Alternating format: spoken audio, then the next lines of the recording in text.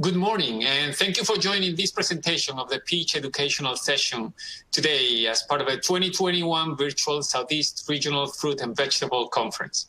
My name is Juan Carlos Melgar. I'm an associate professor with Clemson University, and I will be the moderator for this presentation. Before starting, I would like to remind you that pesticide CEU and CCA credits are available for most presentations offered during the live conference. Check the pesticide CEU guide for a list of approved presentations and participating states. The pesticide CEU guide is located in the Event Resources tab under the Media Player. It is also available at the Resources Center on the main menu of the conference. On the conference platform. And please note, pesticide credits will only be available for registered attendees and only during the live conference. Credits will not be available for on-demand viewing. There is a simple three-step process to receive pesticide credits. First, go to the audience chat box. It is located on the left side of your screen. It's audience chat box, and type your first name, last name, and the state for which you are requesting credits. Again, go to audience chat box on the left side of your screen and type your first name, last name, and the state for which you are requesting credit. You will need to do this for every presentation to request CEU credits. The second step is to sign out at the end of every presentation.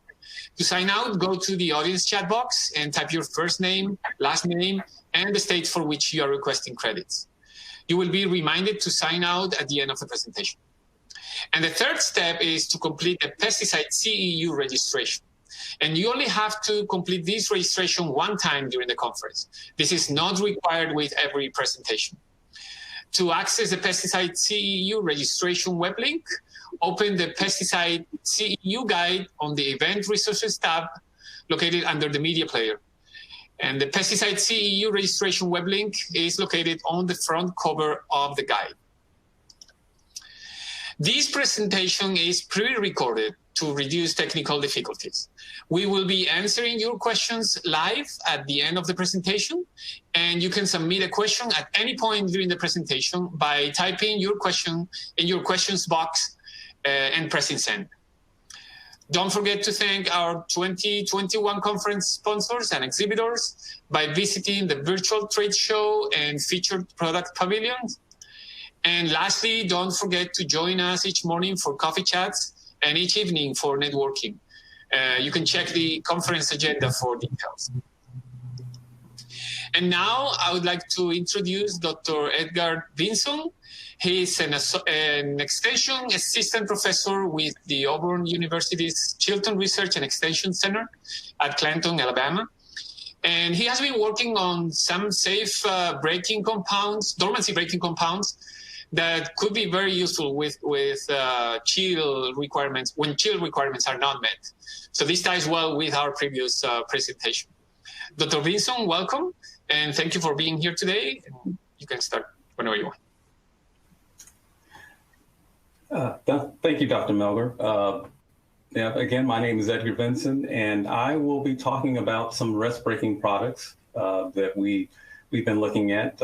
Over the past several years, we've had some difficulty in accumulation of chill. So whether we want to use the term global warming or climate change, the Earth is getting warmer.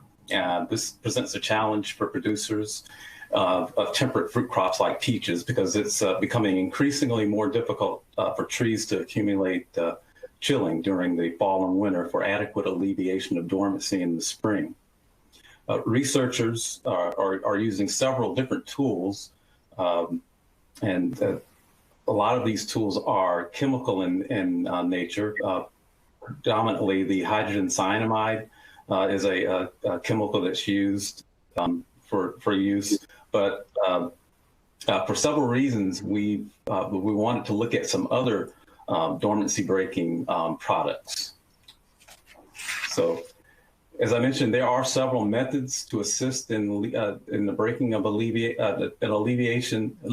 of dormancy. There are some physical, which include the use of intense heat, the actual pruning certain types of pruning can induce bud break, as well as evaporative cooling.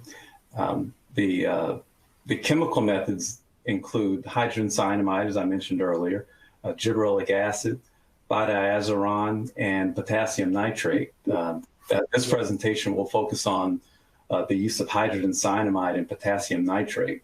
Hydrogen cyanamide is a rust-breaking chemical used previously in the peach industry, or evaluated previously in the industry in Alabama, and we've had some varying degrees of success. So we also discovered that along with concentration, determining the adequate concentration, that timing of application was also important. So hydrogen cyanamide is the chemical used that's been studied the most, I think, to alleviate dormancy, but it can often be difficult to obtain in some seasons. And it is a product that is also pretty caustic material, and it can cause some damage to the buds. So for these reasons, we think that it's advantageous to have an effective alternative to hydrogen cyanamide. So Dr. Amnon Erez, he's actually been in our state of Alabama to speak to us on some issues that we were having with dormancy. He's a researcher from Israel. He's renowned in the work of dormancy issues in fruit trees, particularly in areas where that experience warming trends, and this hampers chill accumulation, which will affect dormancy and the breaking of dormancy. And so Erez and Dr. Yablowitz found that a penetrant can be used to increase the efficacy of rust-breaking compounds like hydrogen cyanamide or potassium nitrate. And this penetrant that we were using is composed mostly of ammonium sulfate. So this is the study began in 2018 because we thought it was important to determine the effectiveness of not only hydrogen cyanamide, but also potassium nitrate and their ability to alleviate dormancy. We also wanted to determine whether or not the penetrant could enhance dormancy and alleviate. And additionally, we wanted to determine if the penetrant applied alone had dormancy alleviating qualities. So when the study began, we had a limited number of trees to work with, and we had to spread these treatments across several different varieties and apply the treatments to two opposing scaffold branches per tree, in order for us to have sufficient material to test these rust-breaking products on. And we found that the hydrogen cyanamide, potassium nitrate, and the penetrant induced more completely open flowers. That is the stage 5 stage of development. And they produced more completely open flowers than the untreated control at 44 days after the chemical application. That's not this is just the only set of data that I'm presenting. This was the last collection day, was 44 days after. We had several others. I think we had 3 other days where we collected. The first set, I think it was 33 days after, and after chemical treatment. And that set of data were the only set that where we didn't see any significant differences. And they were all significantly higher than the control. So we repeated the treatments again in 2020. We were not able to do so in 2019, but we repeated it in 2020. And the objective was still the same, and we wanted to determine the effectiveness of these rest-breaking products, especially potassium nitrate, and the ability, along with the ability of the penetrant applied alone, to see if those chemicals were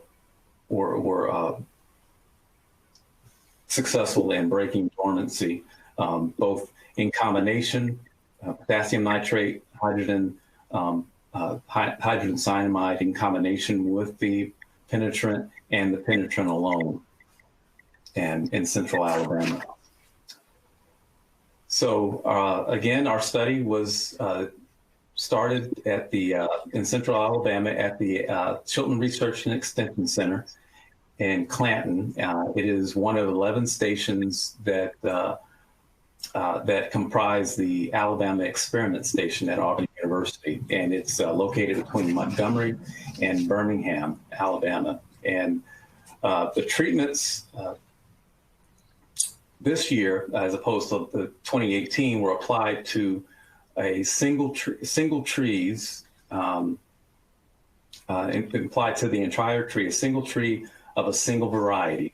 And this variety was Fire Prince, and Fire Prince has 850 chill hours. And we applied, the treatments were applied at approximately 80% chill accumulation and 90% chill accumulation. And the total amount of chill hours received that this year in our area was 778. And so the same treatments, of course, were applied in 2020 as in 2018, the exception being that the control treatment this year received plain water rather than just nothing, no treatment at all in 2018.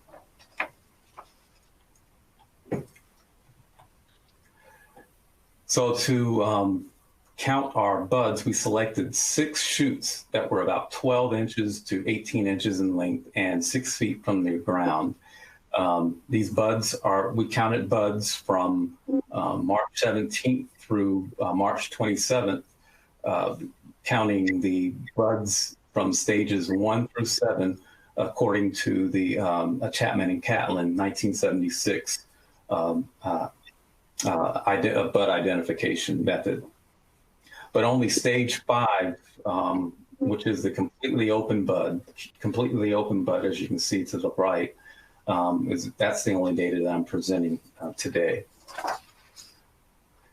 And to measure the influence of these rest-breaking products on yield, we looked at fruit were harvested from the entire tree, and each treatment they are harvested over a 10-day period from June 19th through June 29th. And at each harvest, fruit were processed through a size grader. And so what I'll be presenting to you today are the yield, the total yield, as well as the size distribution, the number of fruit per fruit size.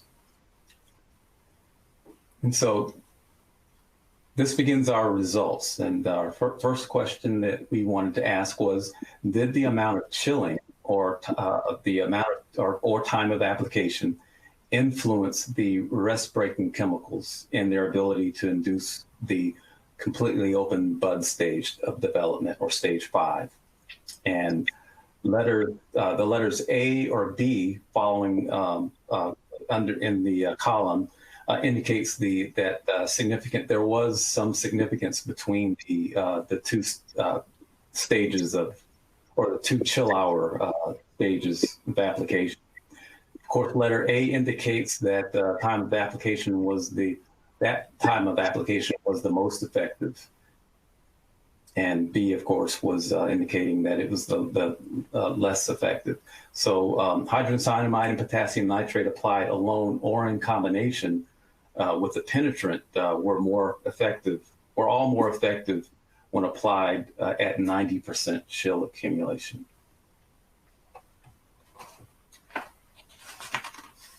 And so that brings us now to the actual bud counts at each stage, at each chilling, 80 and 90%.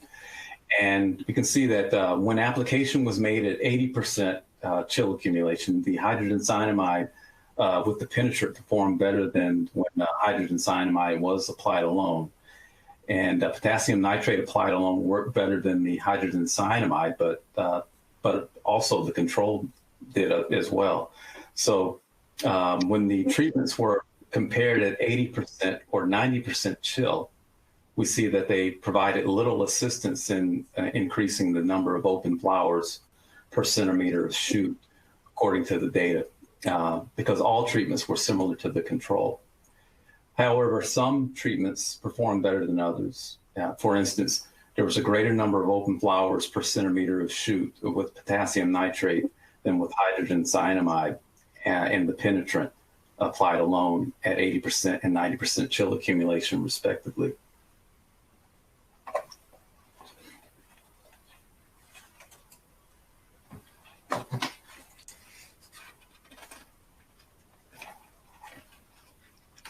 Okay, and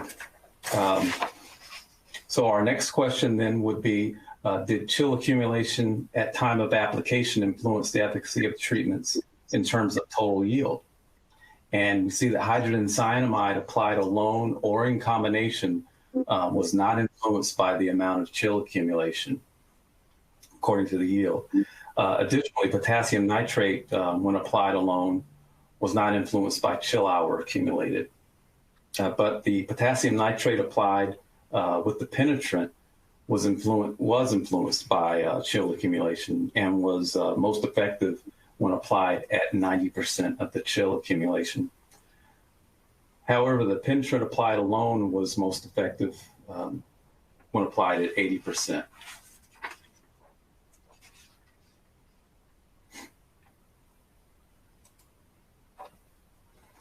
Now, this is the total yield comparing all treatments at 80%, and the penetrant produced the highest yield numerically, but as you can see, there were no significant differences among the treatments, including the control.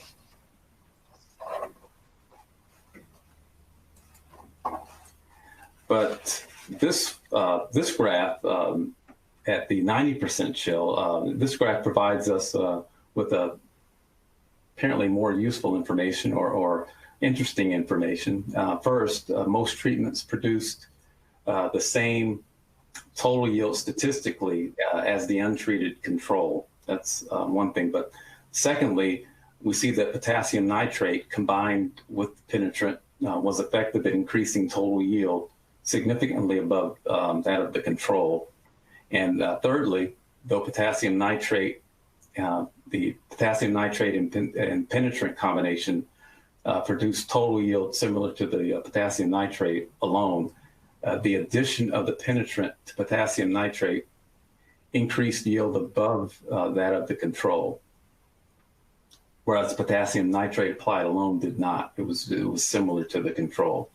And finally, potassium nitrate, one thing that we noticed is that potassium nitrate appears to be just as effective as hydrogen cyanamide in alleviating dormancy in the spring. Is similar to what we saw in 2018.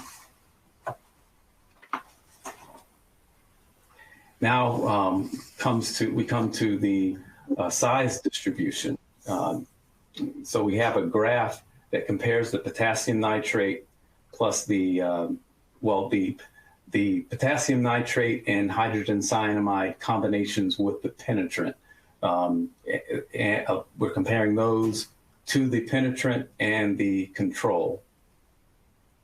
And the blue bars indicate the treatment effects at 2.5 inches of fruit that were at the 2.5 inch size. While the orange indicates the fruit at size, the 2 3/4 inch size, and the gray indicates the 3 inch size fruit. both the combination treatments produce significantly more of the 2 3/4 inch fruit than the penetrant alone or the control. And another point to make is that the hydrogen cyanamide penetrant combination produced proportionately more of the 2 3/4 fruit than the potassium nitrate penetrant. Oh, I'm sorry, I may have mixed that up. The hydrogen cyanamide and the penetrant combination produced proportionately more 2 3/4 fruit than the potassium nitrate and the penetrant combination did.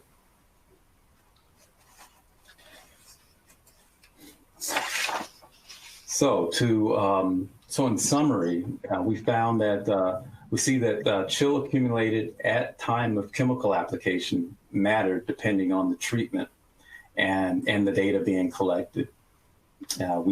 Chill accumulated seemed to be less important in terms of yield and more important in terms of flower development. Where chill accumulation was a factor, treatments tended to benefit from a higher amount of chilling overall. But one point to make is that most treatments performed as well as the control did significantly, as the control statistically. One thing that I wanted to point out is that I did expect hydrogen cyanamide to perform better even at the 80% chill, and it was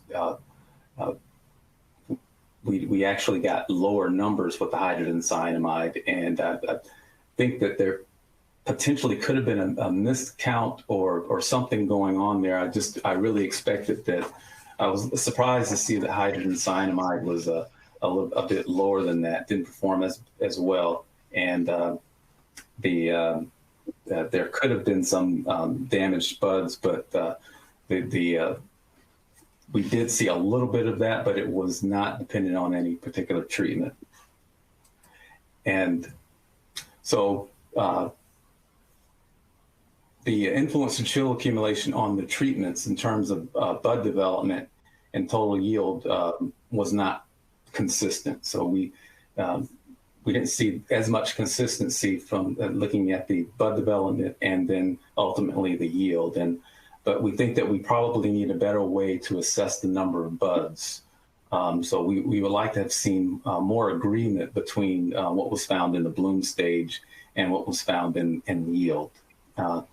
But similar to the findings in 2018, potassium nitrate demonstrated effectiveness that was similar to hydrogen cyanamide in bloom development. But in 2020, hydrogen cyanamide produced proportionally larger fruit. But that was a variable that we did not look at in 2018. But we are repeating the study again this year, and we will look at size distribution again. And so, in conclusion, rest-breaking compounds are effective in producing more fruit compared to the untreated control, with 80 to 90% of the chill, even at that high of chill accumulation. And when applied at 80 to 90% chill, current data suggests that potassium nitrate or potassium nitrate in combination with the penetrant can serve as an alternative to hydrogen cyanamide.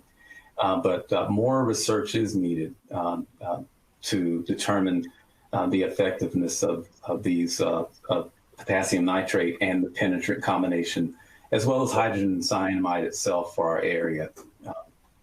One thing that I did not point out probably was that even in 2018, 944 chill hours accumulated had already occurred by the time we had applied the treatments to all of the varieties.